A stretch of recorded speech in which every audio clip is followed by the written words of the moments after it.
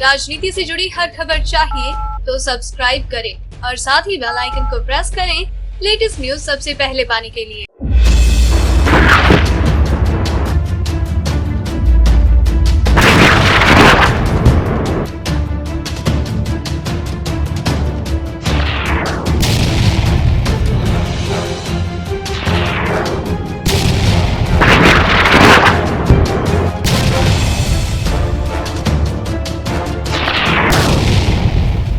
जम्मू कश्मीर के पुलवामा में हुए आतंकी हमले में 40 सीआरपीएफ जवानों की शहादत के बाद पूरा देश पाकिस्तान से बदले की मांग कर रहा है।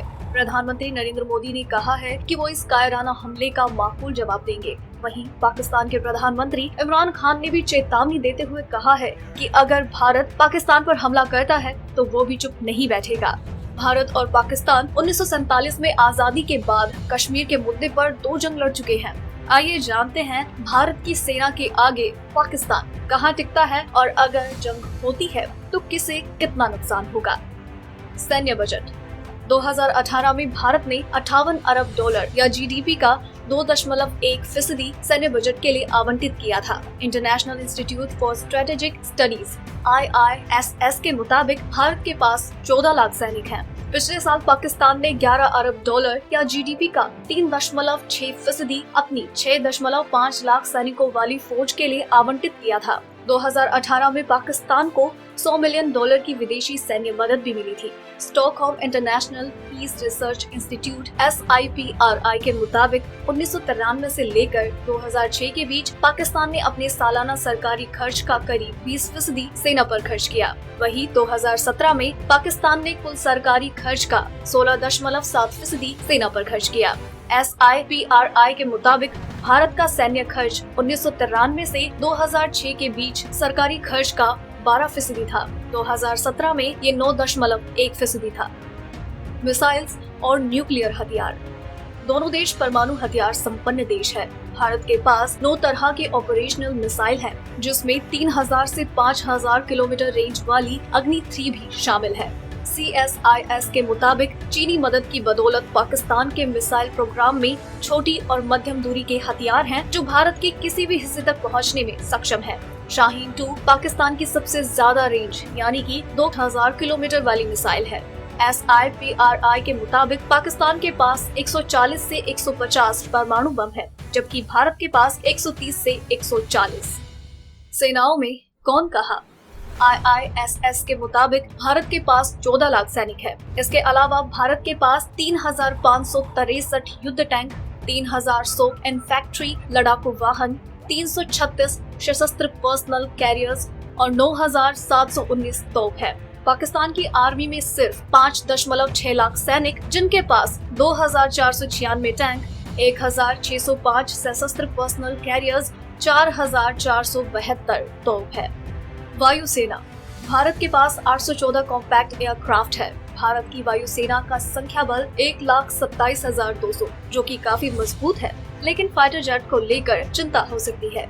चीन और पाकिस्तान के खिलाफ 2 तरफे हमले से बचाव के लिए भारत को 42 स्क्वाड्रन जेट 750 एयरक्राफ्ट की जरूरत है। अधिकारियों के मुताबिक 2032 तक भारत के पास 22 स्क्वाड्रन होंगे। IISS के मुताबिक पाकिस्तान के पास 425 कॉम्पैक्ट एयरक्राफ्ट है, यानी कि भारत के मुकाबले आधे एयरक्राफ्ट ही हैं, जिसमें चीनी F-7BG और अमेरिकी F-16 फाइटिंग फैल्कन जेट्स भी शामिल हैं। पाकिस्तान के पास ऐसे एयरक्राफ्ट भी हैं जो हवाई खतरों के प्रति आगाह कर सकते हैं। नेवी की ताकत भारतीय नेवी के पास एक aircraft carrier, 16 submarines, 13 frigates, 106 petrol और कोस्टल कॉम्बैट जहाज हैं। नेवी के पास 67,700 जवानों का दस्ता है, जिसमें मरीन्स और नेवल एविएशन स्टाफ भी शामिल है। पाकिस्तान की समुद्री सीमा छोटी है और इसके पास 9 फ्रिगेट्स, 8 सबमरीन्स, 17 पेट्रोल और कोस्टल जहाज है।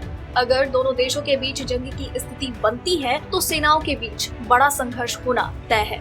भले ही पाकिस्तानी सेना का संख्या बल ठीक ठाक हो, लेकिन पाकिस्तान हथियारों के मामले में भारत के आगे कहीं नहीं टिकता। फिर भी पाकिस्तान को लगता है कि जब तक भारतीय सेना किसी अनुकूल मोर्चे तक पहुंचेगी, वो छोटे छोटे हमले लॉन्च कर सकता है।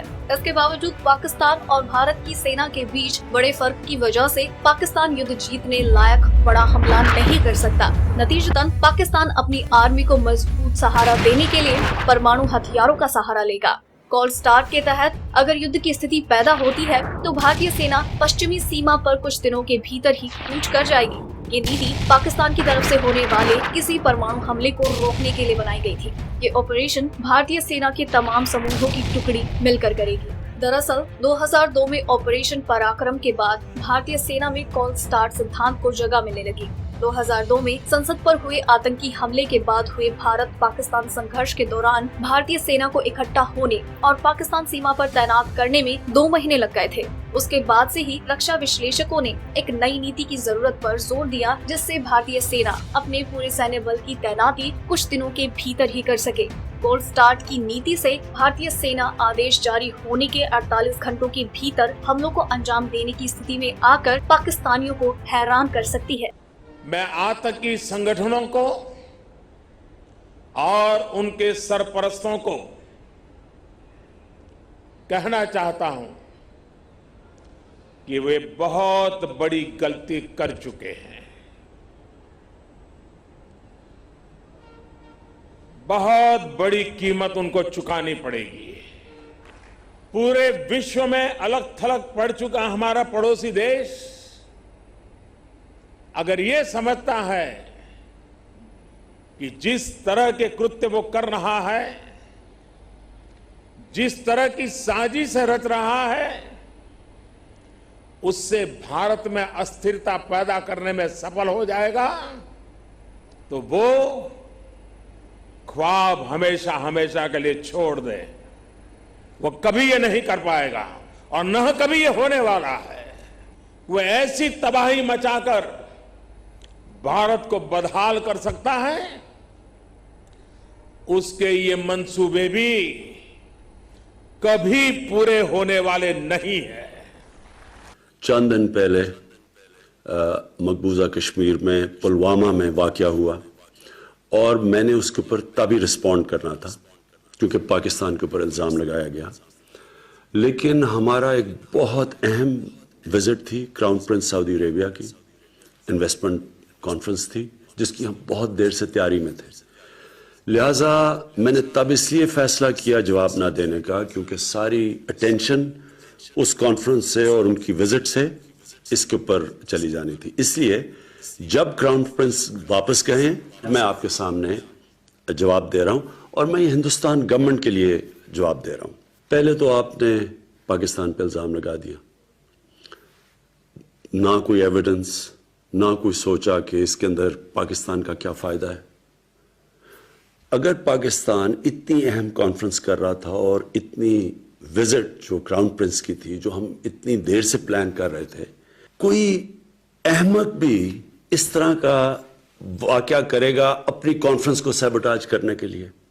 और अगर ये ना भी होती उनकी विजिट, पाकिस्तान को इससे क्या फायदा है? क्यों पाकिस्तान इस स्टेज के ऊपर, जब पाकिस्तान स्टेबिलिटी की तरफ जा रहा है, हमारे पास हमने 15 साल की दहशतगर्दी की जंग जिसमें 70,000 पाकिस्तानी मारे गए हैं, एक दहशतगर्दी नीचे जा रही है, अमन आ रहा है, स्टेबिलिटी आ रही है, हम क्यों कोई इस तरह का, इससे हमें फायदा क्या है?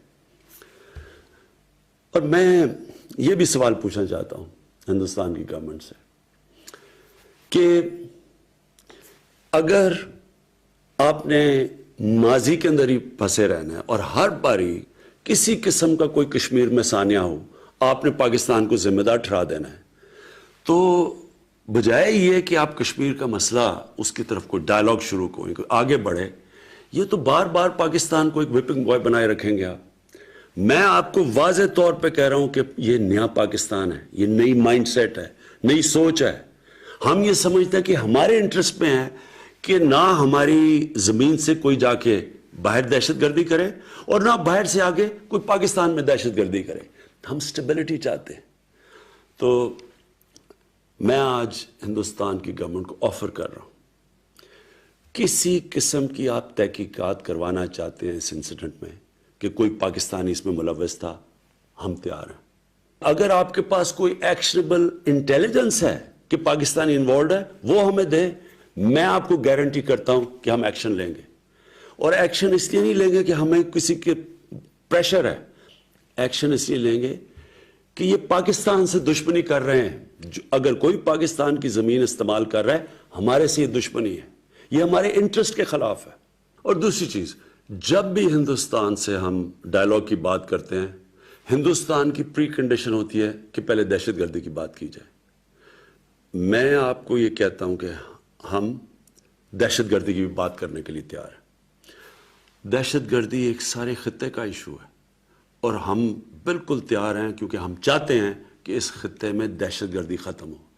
पाकिस्तान वो मुल्क है जिसको सबसे ज्यादा दहशतगर्दी से नुकसान हुआ है। 70,000 पाकिस्तानी मारे गए दहशतगर्दी में। हमारा $100 अरब से ज्यादा नुकसान हुआ है दहशतगर्दी से। लिहाजा हम तैयार हैं आपसे बात करने के लिए। लेकिन मैं आपसे आखिर में 2 चीजें कहना चाहता हूं। देखिए, हिंदुस्तान में एक नई सोच आनी चाहिए, एक इंट्रोस्पेक्शन आनी चाहिए कि क्या वजह है कश्मीर के नौजवान उस इंतहा पे पहुंच चुके हैं जो वो मौत का उनका खौफ ही उतर गया है। कोई तो वजह होगी। क्या आप समझते हैं कि ये वन डायमेंशनल ऑपरेशन, जुल्म करना, मिलिट्री के जरिए मसला हल करना, क्या ये अगर आज तक कामयाब नहीं हो तो आगे कामयाब हो जाएगा? अगर आज अफगानिस्तान के अंदर 17 साल के बाद सारी दुनिया ये तस्लीम कर बैठी है कि मिलिट्री सोल्यूशन नहीं है और बातचीत से, डायलॉग से मसला हल होगा, क्या हिंदुस्तान में इसके ऊपर डिस्कशन नहीं होनी चाहिए? और दूसरी चीज, हम हिंदुस्तान में सुन रहे हैं, आवाजें सुन रहे हैं, मीडिया पे सुन रहे हैं, पॉलिटिशियंस की आवाजें आ रही हैं कि पाकिस्तान को सबक सिखाना चाहिए, पाकिस्तान के ऊपर बदला लेना चाहिए, स्ट्राइक करनी चाहिए। पहले तो कौन सा दुनिया का कानून किसी भी एक शख्स या मुल्क को जज, जूरी और एक्सिक्यूशनर बनने की इजाजत देता है? ये कौन से इंसाफ के निजाम में है? दूसरी चीज, आपका इलेक्शन का साल है और हम समझते हैं कि इलेक्शन में ये बड़ी बूस्ट मिलेगी कि अगर पाकिस्तान को सबक सिखाया जाए। अगर आप ये समझते हैं कि आप पाकिस्तान के ऊपर कुछ किसी किस्म का हमला करेंगे, पाकिस्तान रिटेलिएट करने का सोचेगा नहीं, पाकिस्तान रिटेलिएट करेगा। पाकिस्तान कोई और दूसरा रास्ता नहीं होगा रिटेलिएट करने के बगैर, जवाब देने के बगैर। और उसके बाद बात किधर जाती है? हम सब जानते हैं कि जंग शुरू करना आसान है, शुरू करना तो जंग इंसान के हाथ में होती है, लेकिन जंग खत्म करना इंसान के हाथ में नहीं होती। ये किधर जाएगी बात, अल्लाह बेहतर जानता है। अगर आपको हमारी ये स्टोरी पसंद आई तो इसे लाइक करें और अपनी व्यूज हमें कमेंट करके जरूर बताएं।